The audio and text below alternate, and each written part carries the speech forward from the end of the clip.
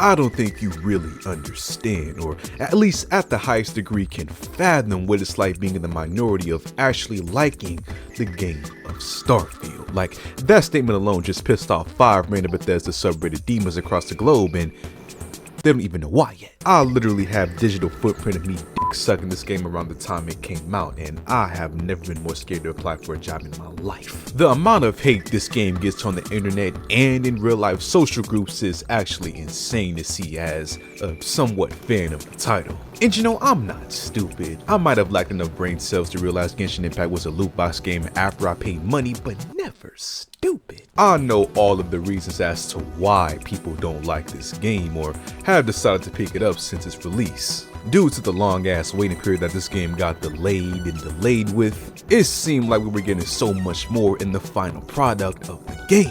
Instead, we got things like a bunch of loading screens that's very similar but lacking Bethesda RPG-esque formula, a hell of a lot of glitches, and a bunch of other things that players were genuinely just not feeling.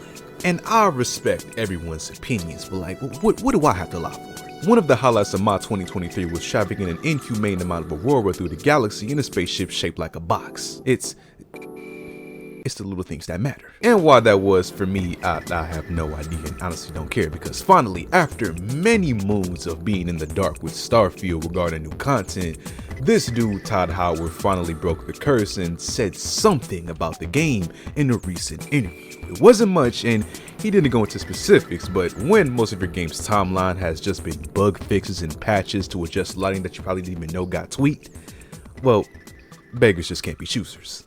So yeah, Bethesda's name has been in the mouth of more casual non-gamer fans in the past 2 weeks than ever in life because, you know, obviously of the Amazon Prime Fallout show. Surprisingly great series, by the way. And on a press run to pick at the mind of the brains behind Bethesda's titles, 𝘍𝘍𝘌𝘌 was questioned on the studio's plans going forward with their current and upcoming titles. And in his response, he stated verbatim, "So obviously our focus as far as new development right now is Elder Scrolls 6, but that doesn't mean that we're not making plans for other things. And we're doing a lot of Starfield work as well.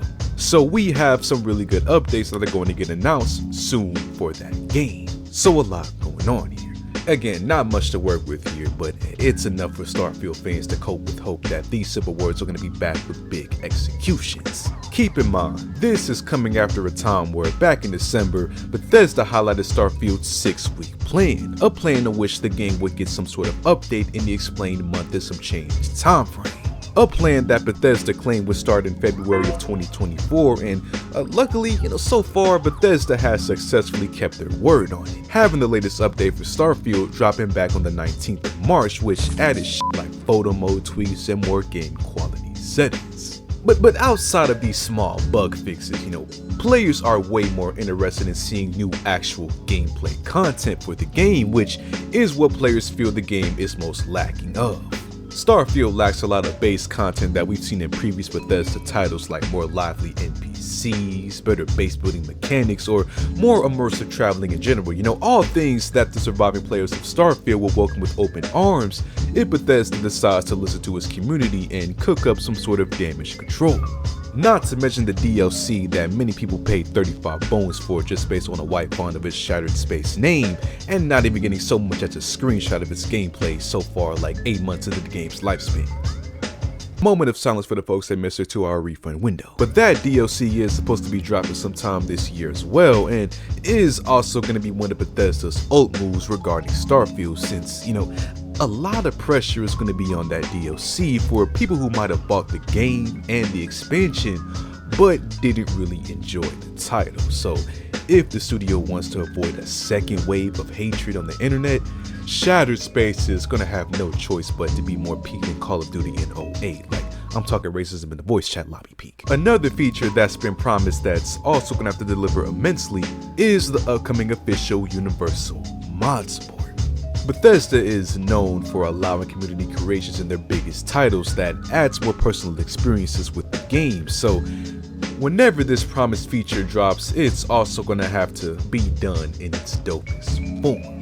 But even still, if they do everything I just detailed in the best possible manner, and even added 100 more planets just for the fuck of it, a lot of these factors just can't save the game for a lot of people. Like we pretty much established, the groundwork of this game's overall thought is that it is trash and lacking compared to other Bethesda games like Fallout 4 and Skyrim. The game would basically have to be remade and reworked into a whole new title for the mass public to care about it again, and that's really what people are waiting for. People are literally holding out on Starfield until the Game of the Year edition with all of the future updates and DLC drops just to play this title, which shouldn't have to be the case. But for the people that are here and still do enjoy playing the title, like me, we finally might be at the beginning stages of Starfield's long-awaited changes and them changing the narrative on their latest game.